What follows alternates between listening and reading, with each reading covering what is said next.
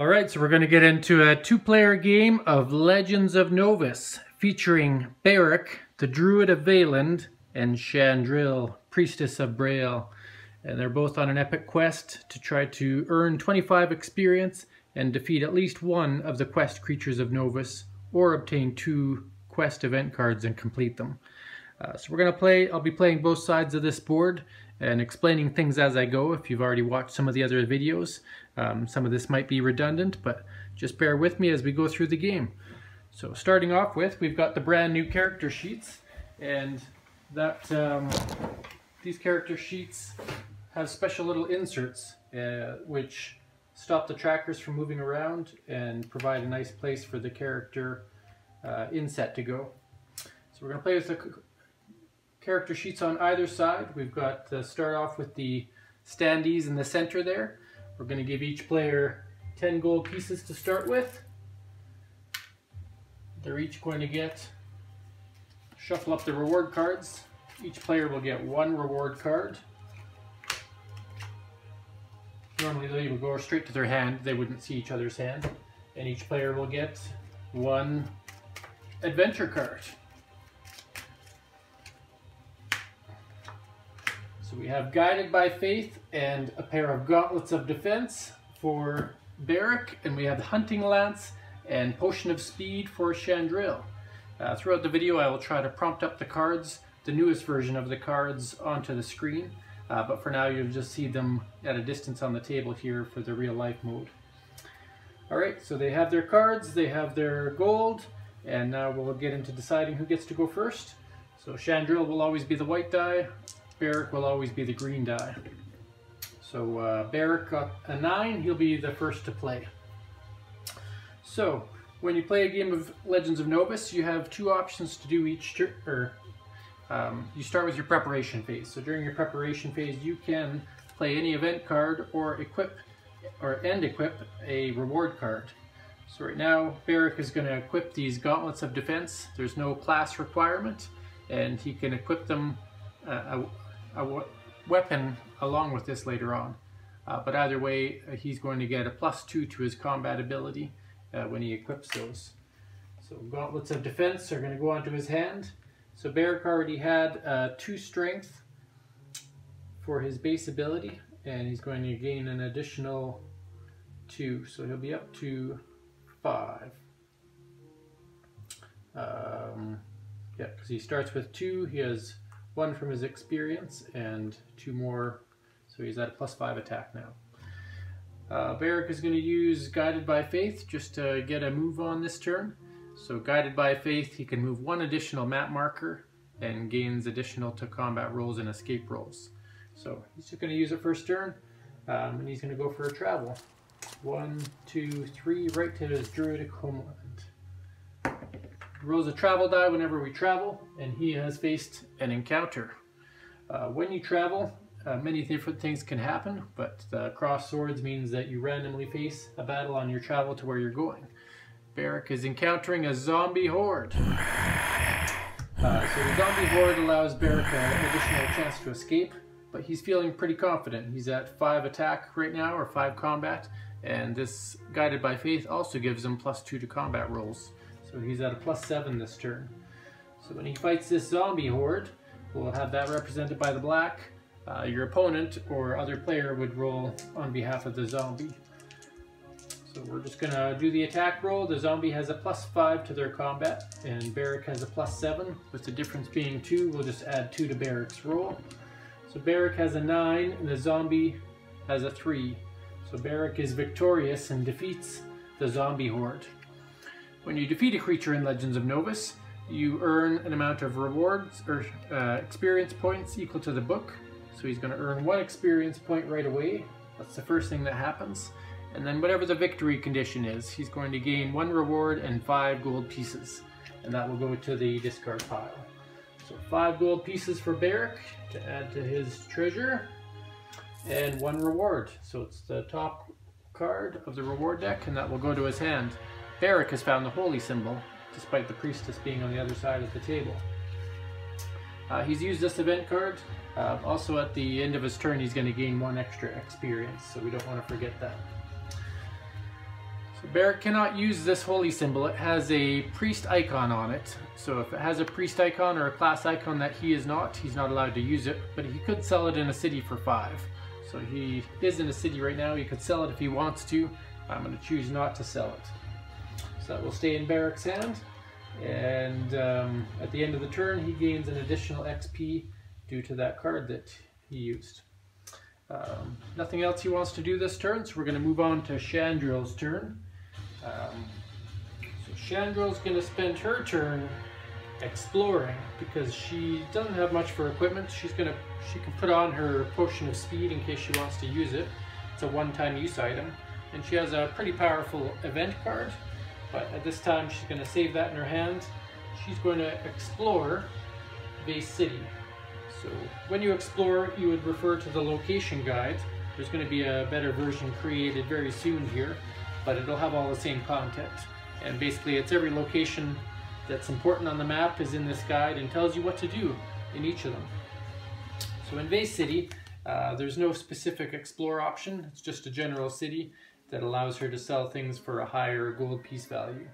So she's not going to sell anything, but because she is exploring there, and there's no explorability in that location, she's going to do the generic explore effect. And so what happens is you reveal the top card of the adventure deck, and if it was an encounter card, she'd have to face that battle. If it's not an encounter card, that card goes to her hand. So Chandril has just found a quest for death. There's only 7 quest cards in the deck, so if she can get 2 of these, she doesn't have to defeat a quest creature. She can defeat these smaller quests instead. So she'll put that in her hand. And the second part of the explore phase, if she didn't fight a creature, is if she had a creature in her hand, she could play, an encounter card in her hand, she could play that encounter and force a battle, because she may want to earn experience and rewards. If she did not face an encounter or doesn't have an encounter card to play, she can instead draw another adventure card or a reward card. This time she's looking for some equipment to become stronger, so she's going to draw a reward card. Looks like she found one of the best pieces of equipment for a priest, Aura's armor. Now she can't wear it until she has at least 10 experience, but this is going to give her +5 to her combat as well as some other abilities. So she's going to grab that Aura's armor, keep that in her hand, and at the end of her turn she will do nothing. Her turn has ended. So then we'll move on to Barrick's second turn. Barrick, I forgot to mention at the end of his last turn, he did achieve going to Vey.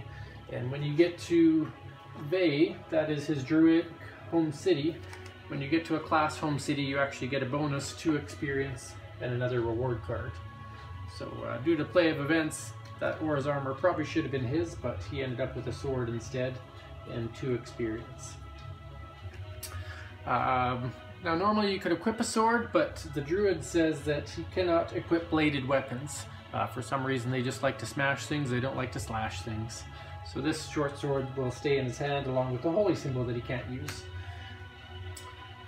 It's the beginning of his turn, and one of the druid's basic abilities is to summon an ally.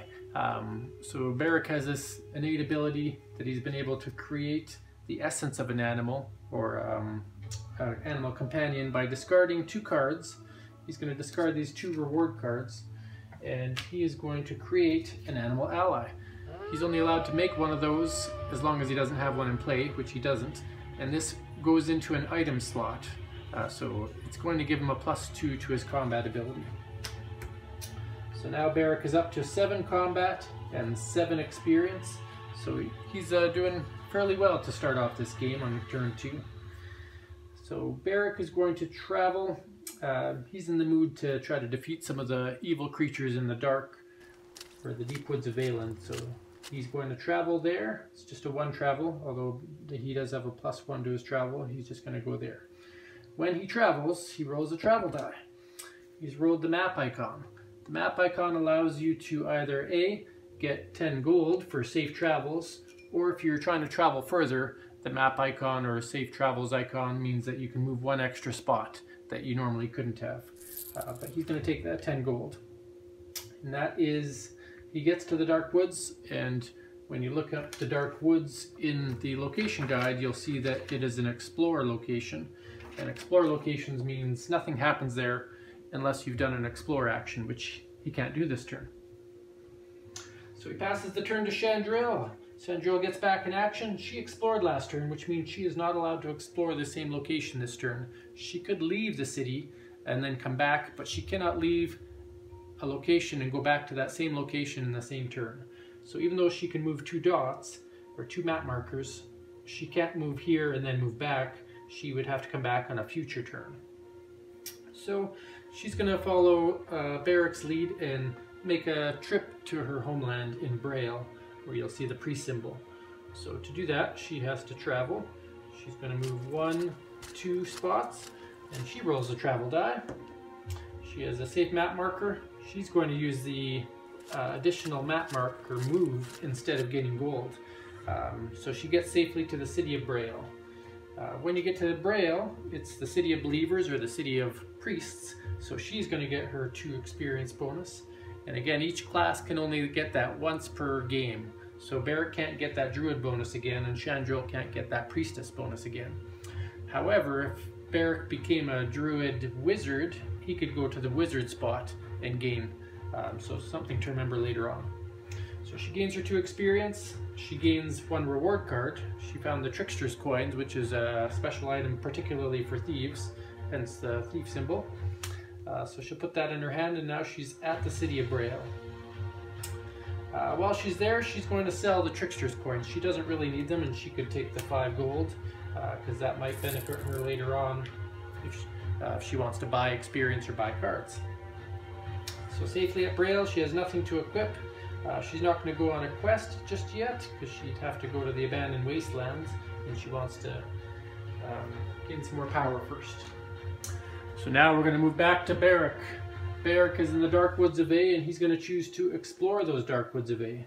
Now, in the Dark Woods, instead of drawing a card, you automatically get to face an encounter. So he doesn't get to do the adventure thing, he just automatically draws encounters. But here in the Dark Woods, it's specific to animal creatures. So if you read that in the text, you'll see that you have to flip over the top card of the deck until you find an animal creature. And once you do, you shuffle the rest back into the deck. So we found a diving griffin. So the diving griffin is a flying animal creature. Flying just means it's harder to escape if you don't have to run away. And it does have a +7 attack, so this is one of the stronger creatures in the encounter deck. But before we even decide if we're going to fight or run, we always trigger the creature's ability. So this griffin has a hit and run, make an escape roll, and if you roll a 5 or less, you lose an experience and the battle ends without a victory or defeat. So Barrick's going to do that roll. Use a D10 for almost everything in this game other than traveling. So he has to roll a D10, and if he has a 5 or less, he will lose an XP. So he rolled a 4. He doesn't have any escape bonuses, because some equipment or abilities allow you to have a higher escape value. And because he doesn't have flying, he actually would have a penalty anyway. So he's going to lose an experience, because that griffin is just too much for him right now, and the battle ends. There's no victory. So he doesn't even get a chance to fight that diving griffin. And that diving griffin would have been +2 stronger if you look at the Dark Woods of A. So that will be the end of Barrick's turn. He suffered a little bit of a strike against that griffin, but we'll move on to Chandril. So Chandril safely in the city of Braille. She's not powerful enough to venture forth on this quest for death. So what she's going to do is make her way. She can explore there. She may want to find some better equipment. So she will explore. When we explore there, again, Braille is not an explore location, so instead we reveal the top card. She found some travel plans, which will help her around the map later.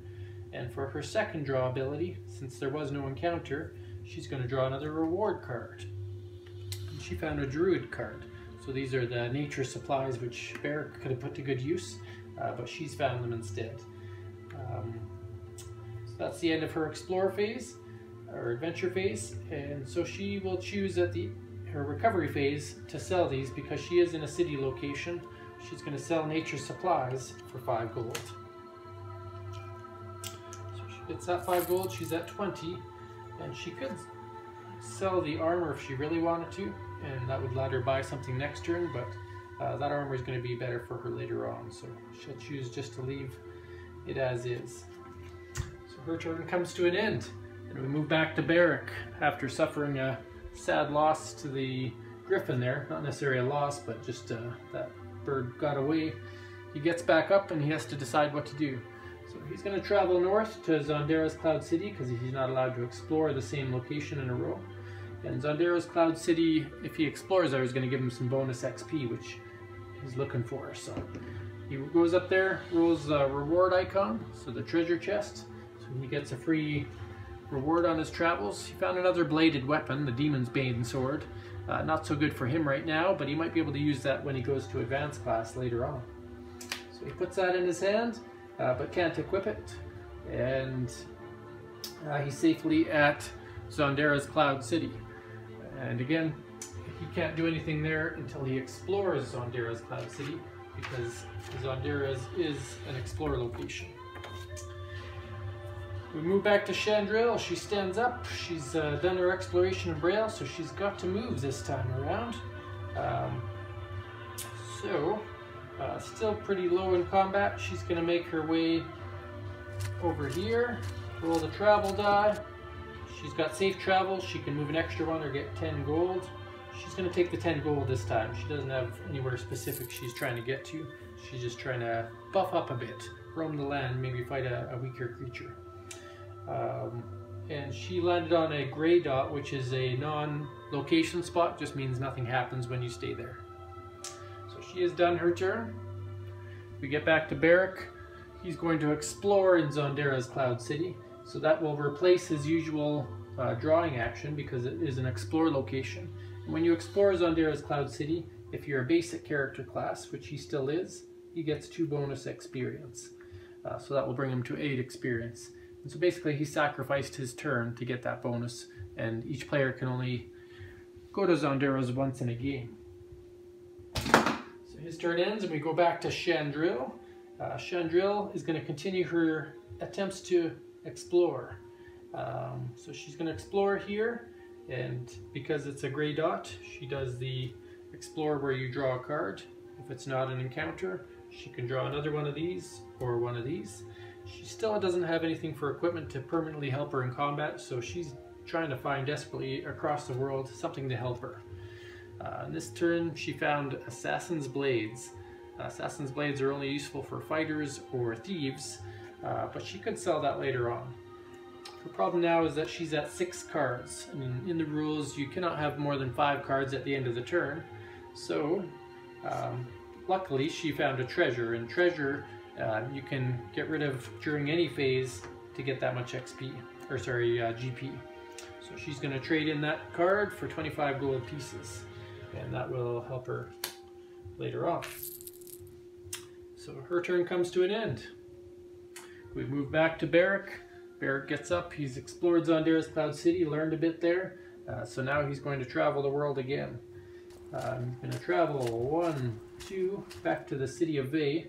He doesn't get a bonus there because he's already gotten that, but he does roll the travel die, and it looks like he's up to face a combat. He's encountering a shadow demon, one of the tougher creatures in the game as well. This shadow demon has an ability called Siphon Strength. So he has to roll a d10. This time he gets to add his XP to the roll, which is a common part of the game, because it just represents the stronger you are, the more resistant you are to these creature abilities. So he's going to add his XP, and if it's less than 15, something happens.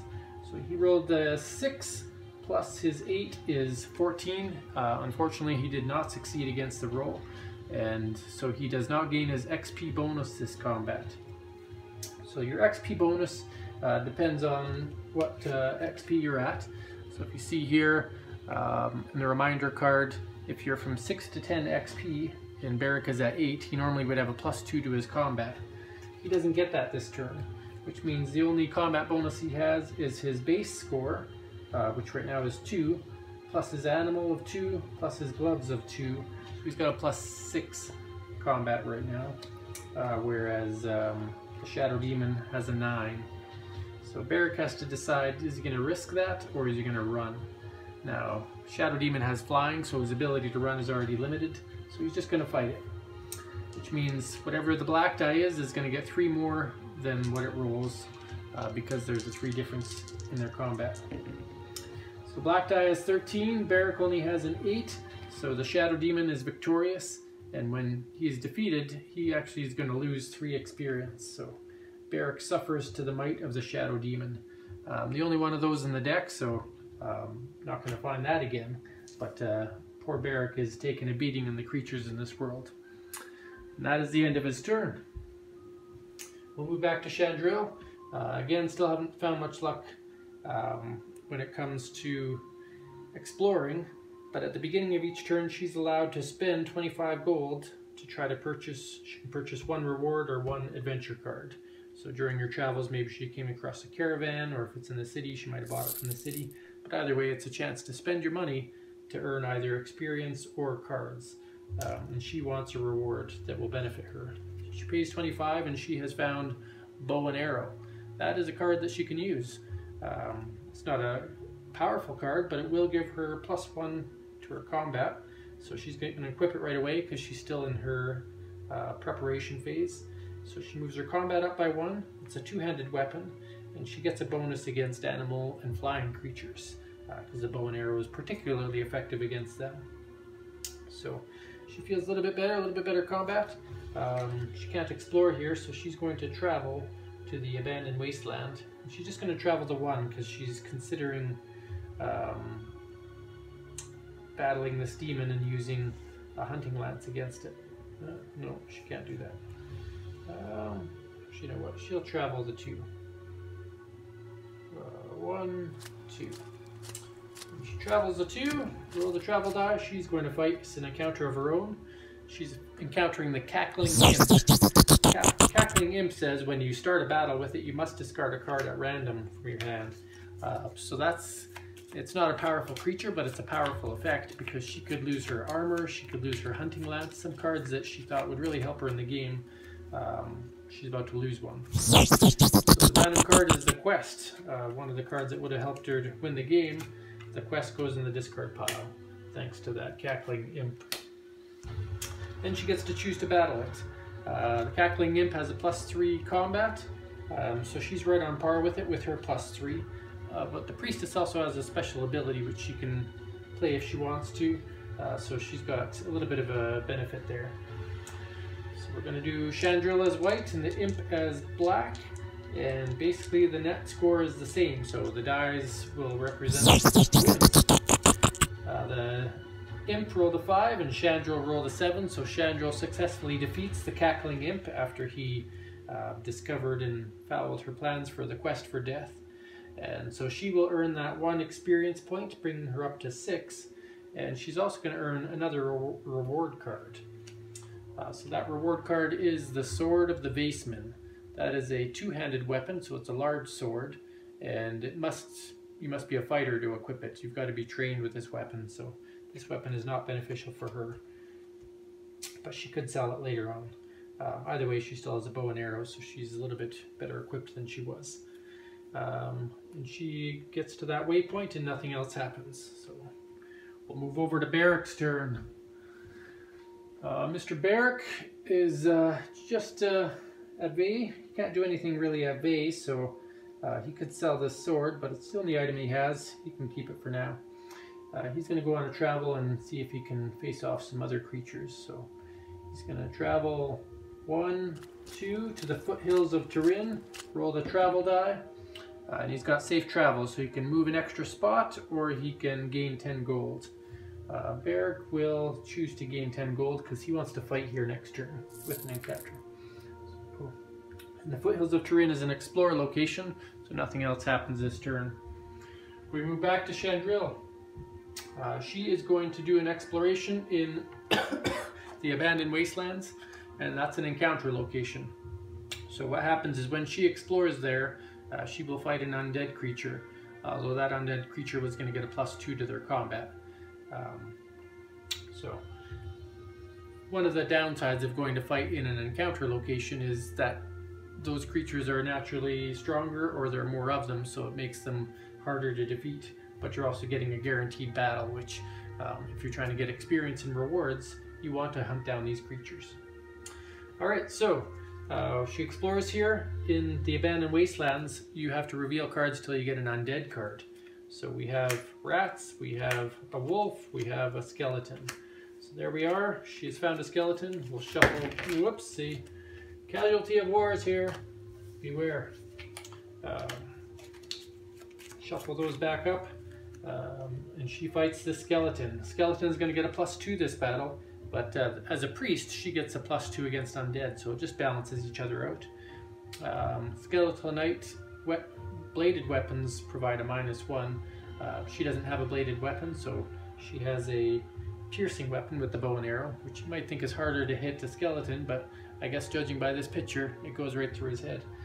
Anyway, so it's going to be an even battle in terms of bonus anyway. So Chandril is at a 3, the skeleton is at a 3. So let's roll, see what happens. Skeleton has a 3, Chandril smited him with his 10. She completely destroyed the skeleton. He is worth 1 experience point, so she's now up to 7. She's actually pulled ahead of Barrick here, and she earns 1 more reward. So, and she has found a scroll of summoning. That goes into her hand. She has more than 5 cards, but it's not the end of her turn yet. She still gets to go to her recovery phase. So in her recovery phase, she can equip this scroll, and it allows her to gain an animal ally. If she was a druid, she could gain 2 of them, but looking at her stats right now, she kind of wants that animal now and doesn't know if she's going to become a partial druid later. So she will redeem this, get herself her own animal ally, so just like Barrick, that will go in an item slot, and she will move up combat by 2. One of the things I suggest in the rulebook is reassess your combat score every once in a while, because you may have forgotten to add a modifier, and particularly experience bonuses can get forgotten about. So if we reassess Chandril, she's at 7 experience, which offers her +2 combat. So that's 2, 3, 4, 5, 6 is what her combat should be at. So we'll put that in there, and you'll notice with these new character sheets, these trackers stay solidly in place. So if you accidentally bump it, it's hard to make it roll out of position. And that's the same with their character cards, which you'll see will advance later. And in the final version of this, we're actually going to have these removable, so that these are going to be generic character sheets, and you can interchange the images and the classes. It just makes them more functional as the game progresses, or if an expansion gets added later on. So 5 cards left in hand. Chandril's safely defeated that creature. So we're going to move back to Barrick. Barrick is here in the foothills of Turin, and he's also going to explore. Now in the foothills of Turin, that is another encounter location, and at the foothills, that is where you encounter humanoids. So he's out to battle. He wants to regain that experience he lost to the Shadow Demon. So we flip cards over till we find a humanoid creature. We found a humanoid in the form of an oxen. Oxen is a race of basically a combination of ox and man, and oxen, and they're an enslaved race of powerful humanoids that live mainly in the northern area of Novus, but you could find them in the random encounter deck anywhere if there was an escaped slave. They're not normally aggressive, so in the newest version of the card, there's an option in there that says you can escape without having to roll against the oxen. But Barrick, as nice of a guy as he is, he's on a quest to earn experience and make his way in the world, so he's going to battle this oxen. There is no special ability. The oxen gets a +5 to combat, and Barrick is sitting at a +7. So here we go. We'll make the oxen orange, and Barrick is green. So 3 + 7 for Barrick is 10. 10 + 5 for the oxen is 15. The oxen is victorious, and poor Barrick has nothing to do against that. If it was an animal creature, close but not, he would have gained a +2, and they would have been a little bit closer battle there. Maybe not, no, still would have lost. Either way, the oxen is 1, and he kind of beats up Barrick. He loses 1 experience for being defeated and 10 gold pieces. So Barrick faces the shame, loses an XP, he's down to 4. We go back to Chandril, who's having a bit more luck now that the game's progressing. She's on a path where she just keeps trying to find rewards, and Barrick's on a path where he just keeps traveling and trying to fight things. So maybe sometimes spending that time exploring gets you what you need to do to win. So Chandril cannot stay where she is because she's already explored here. So she's going to travel and she's going to take a risk. There's a place called Kismatic's Keep where the legendary Lich Lord Kismatic is located. And when you explore his keep, you have a chance to find magical items. But she's not there yet. She has to make her way there, and on her travels, something could happen. Something has happened. She's facing an encounter. So she's facing an acidic deformity. An acidic deformity has a dangerous strike, or an acid strike, when you encounter it. She has to roll a d10 and add her XP, which is currently 7. So 3 plus 7 is 10. And it says if the result is less than 10, you have to destroy an item. So she was agile enough to dodge this acidic creature's splash or attack. So her weapons, or her stuff is safe right now. This acidic deformity has a +5 attack, and she has a +6 attack. So she is going to choose to fight it. It's still going to be a close battle, but she has the ability of the priest on her side. So we're going to give the acidic deformity green because he looks kind of green. Chandril's white again. It's not flying and it's not animal, so she doesn't get a bonus from her bow and arrow. So acidic deformity has a 1, +5 is 6, and Chandril has a 1, which is an automatic fail. Only the heroes get automatic fails, and that's just to give one possibility of losing in a game where you can become overpowered at times. So when she loses 2 experience. She's down to 5, and she has to destroy all non-magical items she has equipped. So the animal's not considered a piece of equipment, but this bow and arrow is, so it's taking damage from that acid and it gets destroyed. So her combat's going to go down as well. So she's had to suffer the loss here. Alright, that's the end of her turn. We'll go back to Barrick. He stands up. He's been defeated a few too many times. He can't explore there, so he's going to travel to Serenity Lake, where he knows he can get experience without fighting, maybe make up for some of these losses. But he has to fight something first, and Barrick is finding a swarm of rats. A swarm of rats has a -5, but you roll a d10 and add that. The swarm of rats now has a -1. It kind of represents the size of the rat horde, so it's a pretty small rat horde. If he loses this battle, he's going to be cursed.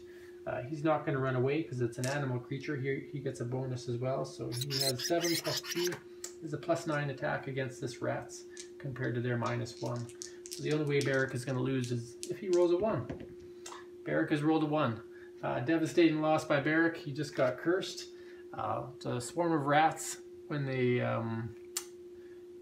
win a battle, they actually attach themselves as a curse. So it's like he's been diseased, and he has a permanent -1 to his combat value until that goes away. So we'll just reduce that there. So again, Barrick's not showing some strength here in this game, but anything can happen in Legends of Novus, and this is a perfect show of 2 people really trying to show their worth and struggling in the dangerous landscape that we have. In the original version of the game, characters could actually die, and that was a bit worse. But death is too powerful and very frustrating, so just losing a bit of experience is a bit easier to swallow than having to restart the entire game. Anyway, Barrick's turn has come to an end, and we move back to Chandril. So Chandril is in Kismatic's Keep, and she's going to explore there. When you explore in Kismatic's Keep, you roll a d10, and if you roll a 1 or a 2, you have to face the Lich Lord. But if you roll anything else, you get a free magic item. So it replaces her turn, because basically she doesn't get the other explore effect. But what happens is, if she rolls a 5, or anything over a 2, she gets to flip cards until she finds a blue magical item. So she's found a Brooch of Flying, that gets to her hand, and the other item gets shuffled into the cards again. So she's kind of snuck around the Lich Lord's Keep and found some magical items that he had stashed away. In this case, the Brooch of Flying, she's going to equip on her recovery phase. She gains a flying ability, which helps her escape or dodge things that happen from flying creatures. and she also gets travel +1, so that'll be a benefit that she'll enjoy. No attack bonus with that brooch, but the other perks will help her out. So we go back to Barrick.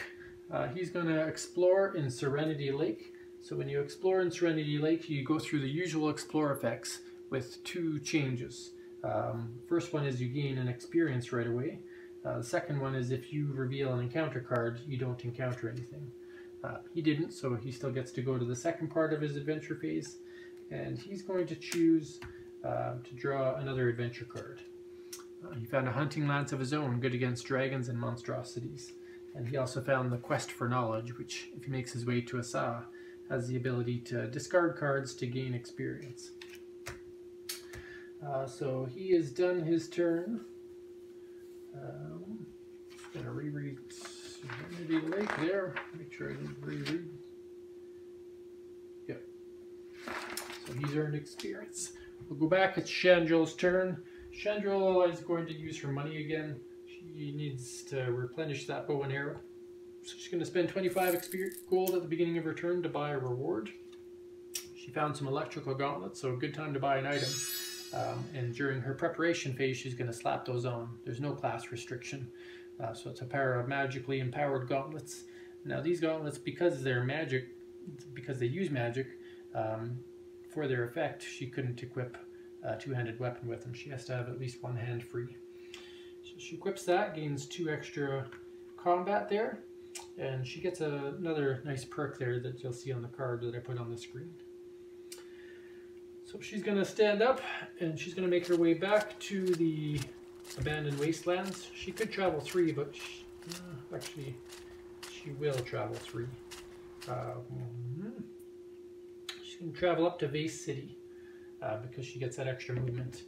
She rolled an adventure, so she gets that adventure card that goes to her hand, and she's going to cash that in right away because she's got too many cards and she doesn't want to have to throw anything away. So she gets 25 gold back, and safely in Vase City, she's going to choose to sell the Assassin's Blades, and because she's in a city, she gets +5 for selling, so she's going to get 20 gold for selling those. So she's made a bit of money this turn. There we go. She's safe in Vase City, and we go back to Barrick's turn. Alright, Mr. Barrick. So Barrick has 25 gold as well, and after watching what Chandril's been up to, he's going to cash in and try to find his own reward.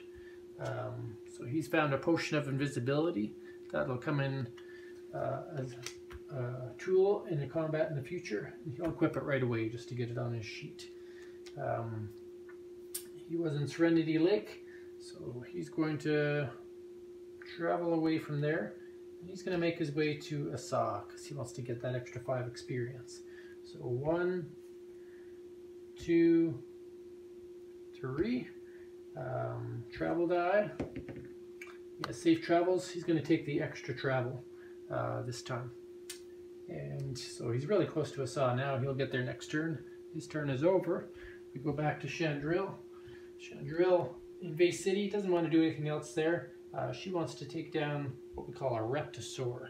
Reptosaur is kind of like a mini quest creature, and it's located here in the tropics of Delmeria. So she's going to travel 1, 2 there. She rolls a encounter, so she randomly faces the jackals, or jackals if you will, sorry. They're like a hyena gnoll type of creature, and these guys like to steal gold, but they also have lots of gold if you beat them. So they don't have any special power that you can see there. The newer version might. I can't remember what I changed it to, but at this point in time they're just a 2 combat, and she's at a 7, so she has a really good chance of beating these guys. So white for Chandril, orange for the jackals. Jackals roll a 2, Chandril rolls a 9, so even without her giant modifier, these jackals have lost. So she gains 25 gold pieces and that 1 experience point. So she's back up to 6, and she just keeps raking in the money here, so she's happy. She's safely at the tropics, and she's going to explore there next turn. She can't do that this turn. Whoa. Make sure we're still got some good visibility there. Yep. Alright. So we're back to Mr. Barrick. Barrick is making his way to Asa. 1, 2, sorry, I miscounted. He couldn't quite make it there this turn. Unless he has something to travel with. He doesn't have anything to increase his travel, so but he has safe travel, so he did get there this turn. And so he got there this turn, but he doesn't have 3 cards to discard, so next turn he's going to explore to try to get some cards. So that is the end of his turn. So you can see the turns can go pretty quick if players know how to play the game and they're used to the whole sequence of things. So Chandril, she's exploring here in the tropics, and she's going to encounter against the Reptosaur. So the Reptosaur creature, you'll see I'll pop that up on the screen there. There's kind of a dummied up real version, or fake version here. But they have plus 11 attack, and but they do give 2 rewards and 4 experience, so the benefit is pretty strong there. What Chandril is going to do though is most likely she's going to be using this gauntlets or potion that she has. But the good thing about this game is you don't have to use these things wastefully. If you are in a combat and your score is high enough that you beat it without having to use anything, then so be it. But if you lose the roll before combat is resolved, that's when you can say, I'm going to chug this potion of speed to help finish off the battle. So we'll see how it goes. So the Reptosaur, she has to fight 3 rounds in a row, or best of 3 rounds. So Reptosaur will be green, she'll be white. We'll see what happens. So she has rolled a 1, he's rolled a 6, so even if she used a special card, she would lose this round. So she's already lost the first round of battle. It's not looking good for our hero, but she's going to keep on going. She wants to take this guy down. During the second roll, she has a 9, and the Reptosaur has a 4. 4 plus 11 is 15, and Chandril has 9 plus 7 is 16, so she naturally defeated him on that roll. So we're on to the 3rd round of battle against this Reptosaur. She may still have to use something, but she hasn't had to yet. So the 3rd roll, we have the Reptosaur is at 6 plus, or sorry, Reptosaur at 9 plus 11. So the Reptosaur is at 20. Chandril has to beat 20 combat in order to defeat him. So she has a 6 plus her 7, which is 13. It's time to figure out if she has enough. She has these gauntlets here. It says that she can destroy these gauntlets to gain plus 1d10 to her combat value. So she really wants to defeat these, get some experience back, and earn those 2 rewards, even though it's going to cost her 1. So if you look at these, I'm going to fix the wording on here, but she'll retain that plus 2 for this combat. But she's going to gain plus a d10 for this round. So she just gained plus 9. Even if you took that 2 off, she still had enough to defeat the Reptosaur by using up all the power in those gauntlets in one giant electrical force. So Reptosaur has been defeated by Chandril. Chandril gains 4 experience. She's now hit 10. 10 is a magic number. We'll talk about that in just a minute. But first she's going to gain 2 reward cards as well. So she may have lost 1, but the benefits she gained from defeating the Reptosaur outweighed the cost of those gauntlets. Now the Reptosaur still exists in the tropics. However, each character can only encounter them once. So that bear could still fight the Reptosaur, but Chandril can't again. And that's to prevent somebody just from hunting dinosaurs the whole game.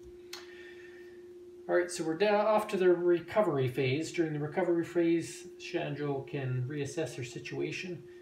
First off, she's at level 10 now. At level 10, she is allowed to equip this wonderful armor that is priest specific, and it actually takes up her head and her armor slot, as you can see by those 2 icons. So she can't have a head item equipped. But it does say that her combat value can't be lowered by abilities or events, and there's a lot of creatures in the game that can lower your abilities. Plus she gets 5 combat. So she is going to willingly take off the Brooch of Flying.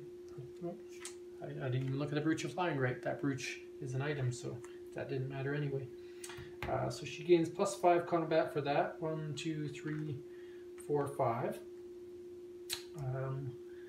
And she is going to have the opportunity to advance her class.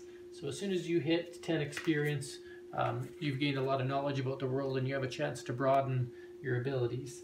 And given the type of armor she's wearing and the type of fights she's been in, she's going to choose to advance to Paladin class.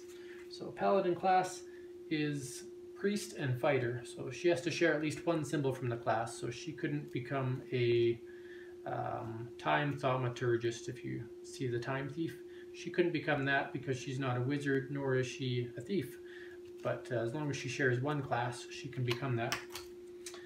So what happens is that class card basically replaces all of her current abilities. So whatever she had before gets overridden by this new card.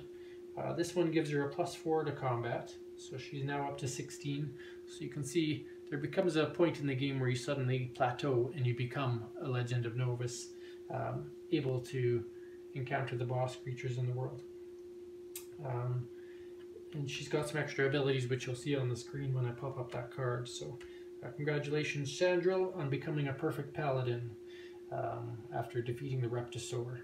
Got some new armor, still have your brooch, and given that she's a fighter now, she can also equip this sword that she's been hanging on to. So as I mentioned earlier in the game, sometimes it's a good idea to keep that early equipment that you can't use, knowing that you can become stronger later on. So she equips that sword. She can equip it as a one or two-handed weapon. As a two-handed weapon, she gets a +1 to her combat. So she's going to take the +3 total. She's now a +19 paladin with Aura's armor and a sword of Vaseman, a wolf by her side, a potion of speed, a brooch of flying. She is a force to be reckoned with. Meanwhile, Barak on the other side of the world just made it to Asa, and he has a plan to gain in power as well. But in order to do so, he's going to explore. And when you explore Asa, there's no explorability, so he will do the usual explore. It's not an encounter, so that goes to his hand, to Caravan, and he's going to choose to draw another event card. Alright. He goes to his recovery phase, and now he can play this quest for knowledge. So it can only be played at Asa, which is where he's at. That's the ancient city of knowledge. When he plays that card, he has to discard 3 cards, and he can gain experience. So he's going to keep that lance. That really could help him later in the game against a devastating creature. So he's going to discard the sword and these 2 event cards in exchange for 5 immediate experience points. So he's going to go from 5 all the way up to 10. So just like Chandril, suddenly Barak has really proven himself in the world, and he gets a chance to advance.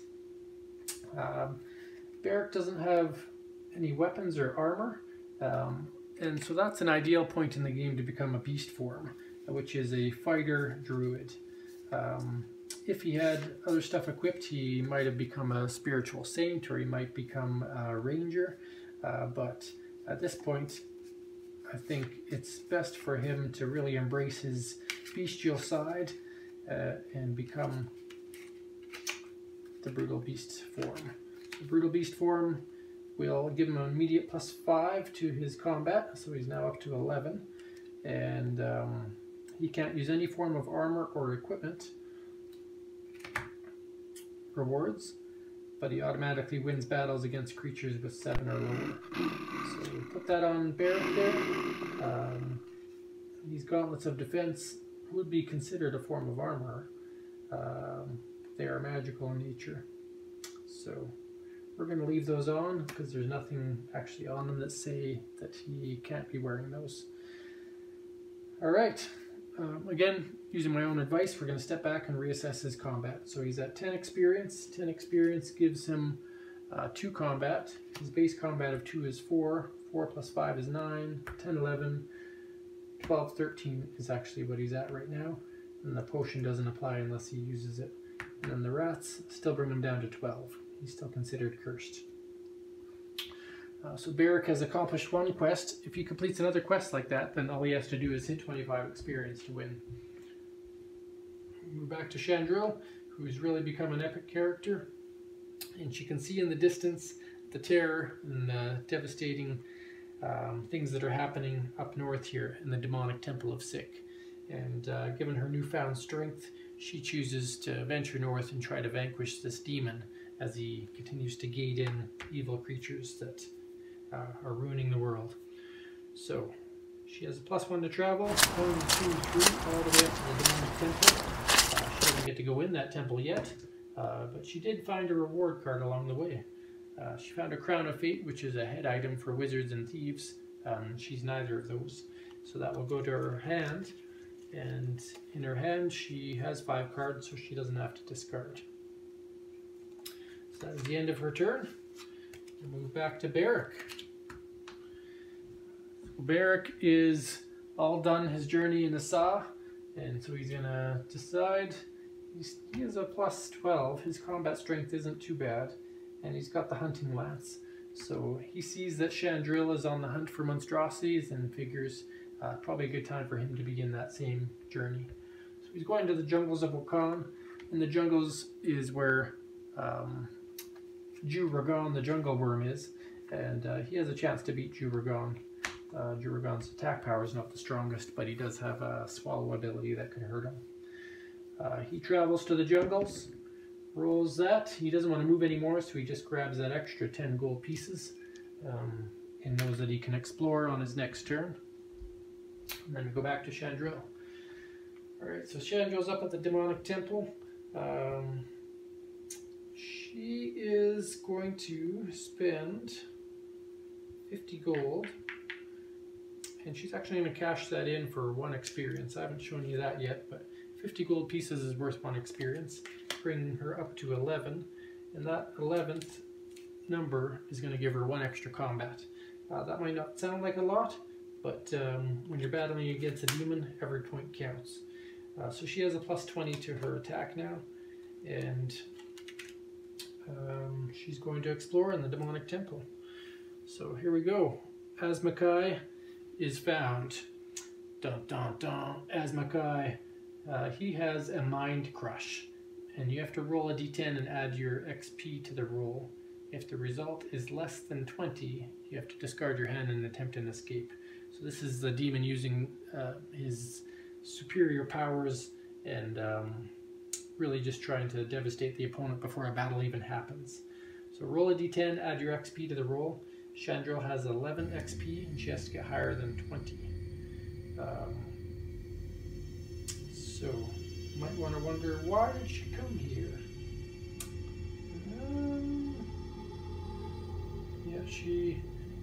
So we're going to take a step back and not fight that demon, because she just realizes that she'd have to roll a 9 or higher. Not much chance of doing that. So backpedal and continue traveling the world here. So it just goes to show you, even though you have +20 attack, if you don't have enough experience, these creatures can be quite scary. She's going to use travel plans instead. Not yet. Get the score there, she's just going to travel 1, 2, 3, back and forth. Travel the extra. Oh, actually, she'll get 10 gold pieces. Sorry for muddling that up. Playing 2 players can be a bit befuddling sometimes, but she has a plan. We're going to go back to Beric. Beric is at the jungles, and he has a better chance against the worm's abilities. So he's going to explore here, and when you explore here, the worm has a chance to swallow you. So he has to roll his action roll and add his XP. His XP is at 10. So he rolls a 9 plus 10 is 19. It's over the 15 mentioned on Juragon. So he does not get swallowed, and he gets a chance to fight Juragon. So we go to the best of 3 battles. Beric does have the hunting lance, but again, he doesn't have to use it until absolutely necessary. So he's just going to try to fight Juragon on his own terms. Juragon will be the blue die, and Beric will continue to be green. Juragon has +11 on this card, and Beric has currently +12. So basically, Beric gets +1. So Beric has a 5, Juragon has a 10. So Beric brings out the hunting lance to slay the beast. he gains +10 to combat rolls this turn. So he's won the first round of battle now by using that card, and he still gets +10 for his next roll. So we roll. So Barrick has 9 plus 12 plus 10. He has defeated Juragon using the hunting lance. Juragon goes down. Barrick's on worm shish kebabs tonight. So here we go. 4 experience earned. 1, 2, 3, 4. That's going to give him an extra combat strength just using that chart there. And then 2 reward cards he gains. So he's going to grab those. Spoils of victory here. Found himself a Ring of the Stallion and some Rogue's Mail. He can still use rings in beast form. So he's going to equip that Ring of the Stallion. He's going to have additional travel. And we're good there, yeah. So he's got the Rogue's Mail in hand. And that is the end of his turn. So we're going to go back to Chandril. Chandril sees an opening now that Juragon's been defeated. If she were to go over to the jungles of Wakan, she would find that she can explore there now, and she can take a reward card right from the discard pile and put it into her hand. So there is a benefit for other players if they can explore in a defeated location before someone else. So she's going to jog over there. Can't explore this turn, but she does have the first chance to explore there. But she fights something along the way. An Orc Warrior. His ability doesn't affect her because she's over 8 experience, so it's just a straight up combat. Her against the Orc. Chandril has 5 plus 20, 25 to the Orcs, meager 12. So at this point in the game, Orcs are nothing to her unless she has a critical fail or a tragic slip. Orc Warrior is defeated. She gets 2 experience, bringing her up to 13. She gets 1 reward and 10 gold pieces. So she takes her reward, found some Druid's armor, which she'll add to her hand. And she now has to decide what to do. She's going to cash in that treasure, get herself 10 gold pieces for that. Back to 5 cards in hand, so she's pretty happy. We're going to put this right here to remind her to use... no, she's not going to use that next turn. So we're going to go back to Barrick. She safely got to the tropics. Barrick cannot explore there because he explored there last turn to fight Juragon. So that's why Chandril is taking advantage. So Barrick knows that's going to do nothing for him right now. He has to move away from that location. But he does have travel +1 again, so he can move up to 3. And he's on a quest to earn 25 experience. He's already accomplished beating a giant creature. So really now it's all about him earning that experience. One of Barrick's stories is that he wants to defeat Sistos to save the Forest of Delusion from the madness that it's overcome. So he's going to follow through on the story. 1, 2, 3. Travel die. Free adventure card. Found a quest for glory, which is actually near the Forest of Delusion, Silverin, and he's already met the criteria, so he's happy about that. Move back to Chandril's turn. She's going to do just what we spoke about, and she's going to explore there. Because Juragon has been defeated, when she explores there, instead of her usual action, she gets to dig through the adventure discard pile and choose one. So she's going to choose the hunting lance because she is excited to slay a dragon now. So I'll show you what I'm talking about in a moment, but she now has to discard a card at the end of her turn unless she can equip one. She could equip the shield if she really wanted to. So she will do that. She's going to equip that shield, and her attack goes down by 1 on the sword, but up by 1 on the shield. But it does give her a little benefit if something makes her destroy an item. She could toss that aside and still have her sword worthwhile. So we go back to Barrick. Barrick is still making his way across the world here. 1, 2, 3. He's not going to sit around and explore. He's on a quest.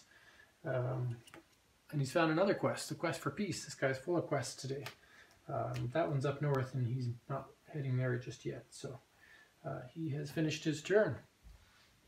We go back to Chandril, but before that, at the end of Beric's turn, she has a card that says she can use it during his recovery phase, and she moves her player up to 3 map locations away without any effect. So she wants to get close to the dragon. So she's going to go 1, 2, 3, using her event card. You'll see the action icon on some of those events means that they have special times to use them, or could be used anytime. So now it's her actual turn, and she can move another 1, 2 spaces, rolling the travel die. 3 spaces, sorry, because she's got the brooch. And she finds an encounter on her travels. She's found Nature's Nemesis, a strong magical creature. This creature has a 9 attack power, worth 3 experience, which is great, but it has resistance. Magical weapons and armor don't apply combat bonuses. So suddenly she would lose the +5 offered by her armor. So that will bring her down to +15, which is still fine with her, so she will fight this Nature's Nemesis.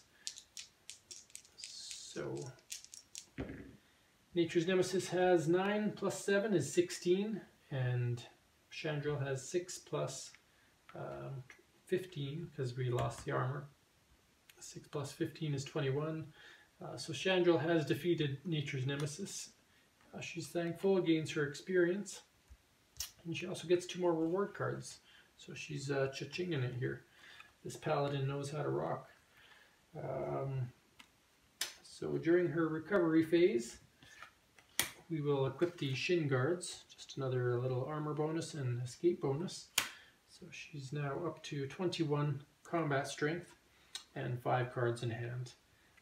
She's got a nice set of plate mail, but she really doesn't need it.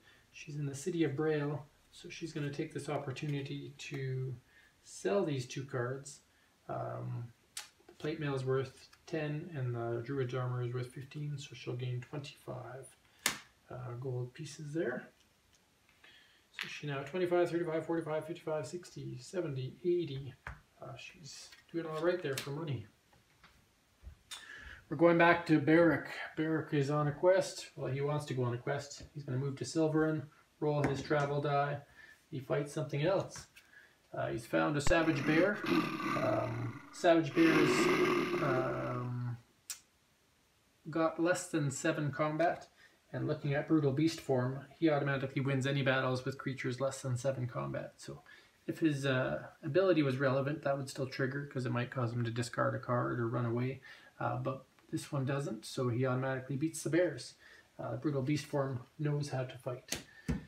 He gains 2 experience for that quick combat, and he also gains 2 rewards. So he found himself a wizard robe and some small treasure, neither of which he cares about too much, but I'll sell off that gold anyway, just to get 5 gold pieces. And he is in Silverin now, so during his recovery phase, he's allowed to play an event card. He's going to play the Quest for Glory.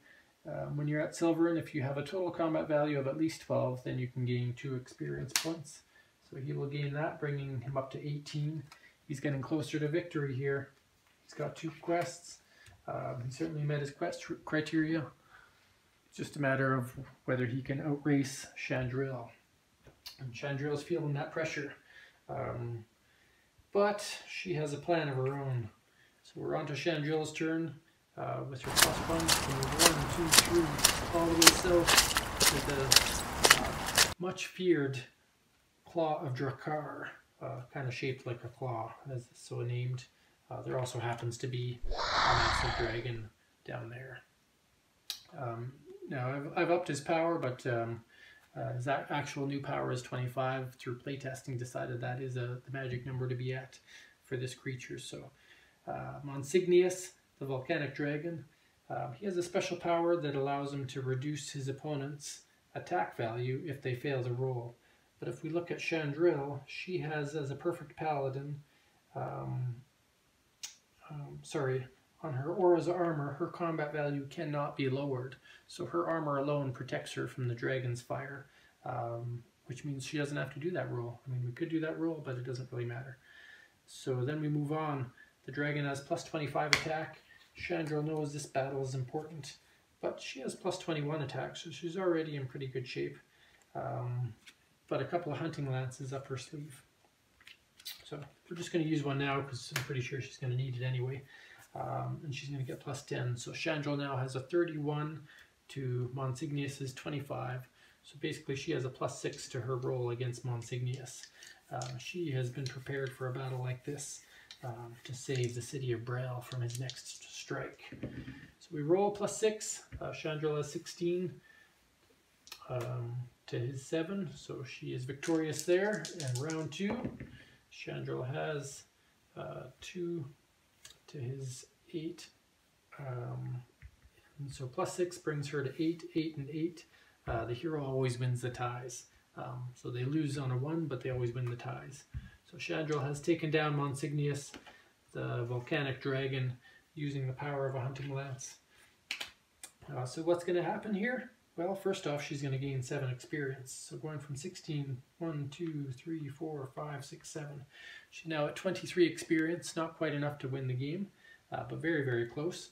But she also is going to gain 5 reward cards. 1, 2, 3, 4, 5.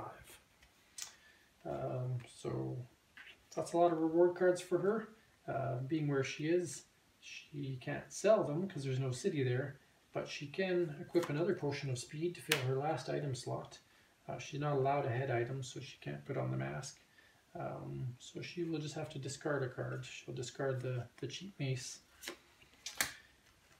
And at the end of her turn, she is at 23 experience, so she's going to trade in 20 or 50 of them to gain 1 more experience.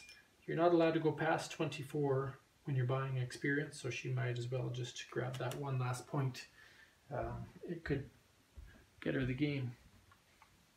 So we move back to Beric. Beric is at 18 experience, and he is going to go after Sistos. Sistos will be worth 4 experience, which would bring him to 22, which is not enough to win the game, but he doesn't have many options. I guess his other option is to go after Osira, which is worth 5. So I guess, yeah, he's going to scrap his idea to go after Sistos and travel 1, 2, 3 using his Ring of the Stallion.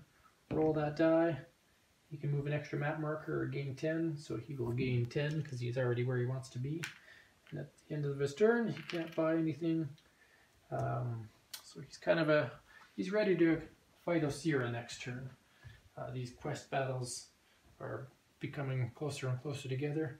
We get to Chandrel. Now she's way on the far side of the world and she has no special cards to let her travel, so she's just going to travel as per normal, 1, 2, 3 to the city of Braille. She earns a reward card. She had plenty already, but she earned another one.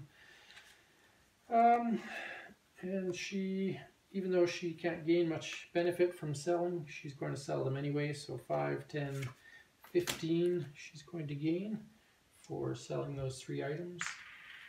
And that is the end of her turn. She gets no other benefit there. Go back to Beric. So he's able to explore and fight Osira, the Sea Hydra. Some amazing artwork by Andrea Botera, actually. This decided to put this Hydra as the cover art for the box because of how amazing I think it looks. And green's my favorite color, so that doesn't hurt. So Osira says that you lose the combat bonus on your class card. He has plus 7, so he's going to lose 7 to his combat. Maybe he should not have faced this battle. Eek. But he's going to anyway, because he has his Ferocious Rage, which allows him to discard his hand to gain plus 5 attack for the turn. So if we reassess Beric's combat, he's at 18.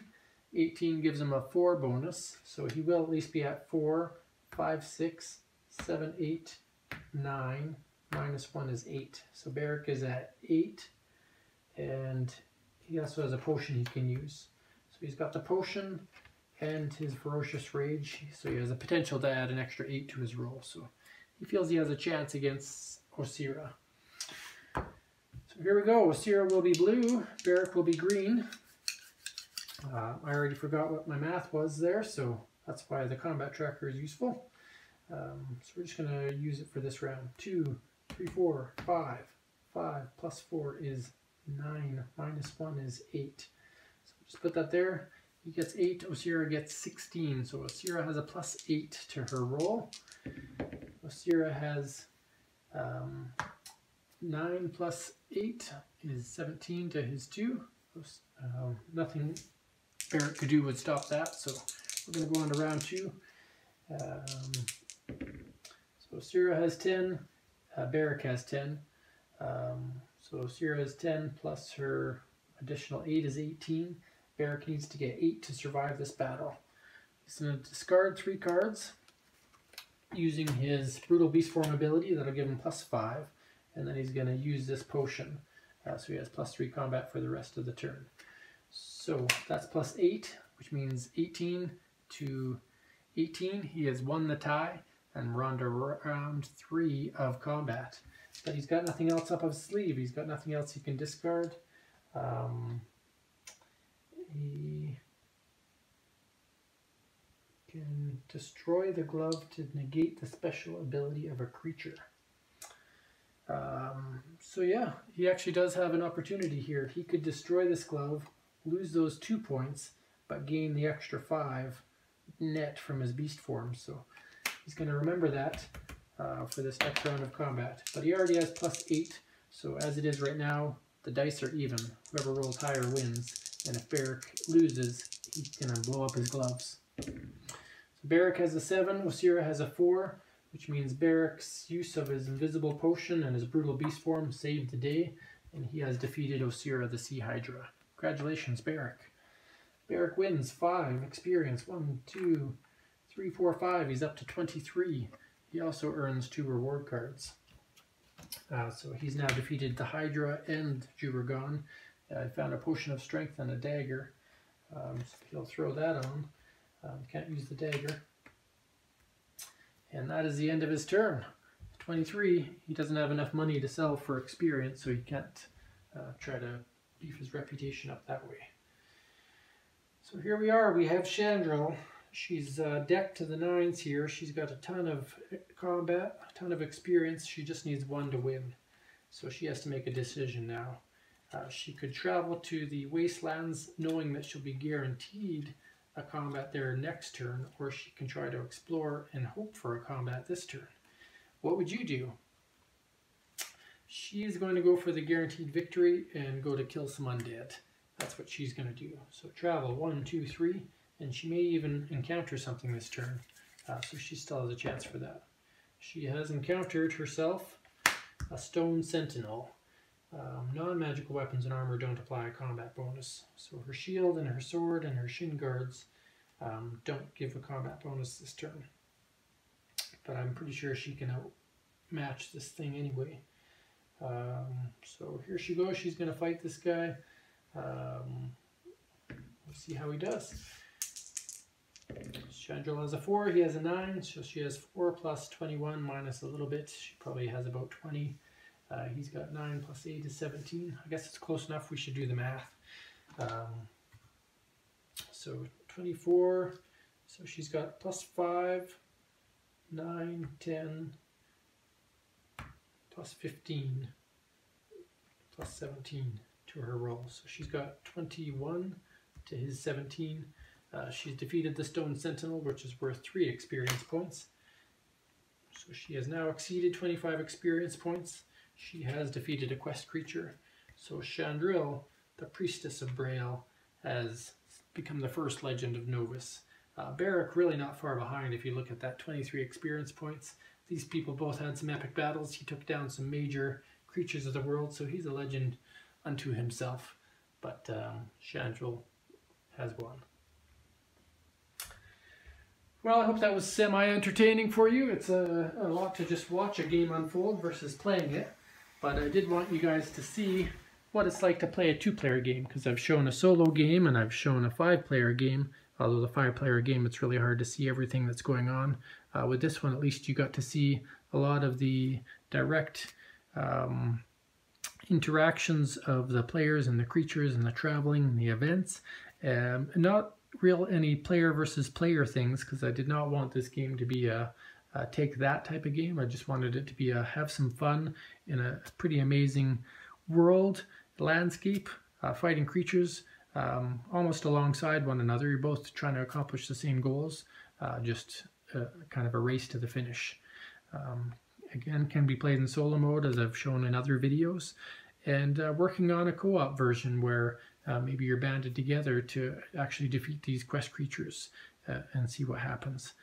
But I want to make sure those rules are proper before putting it out to the world. And then team play is where if you wanted to play 2 players versus 2 players, there's some special rules to add in there. And because it's balanced, 2 players and 2 players, the rules are a bit easier to figure out than co-op.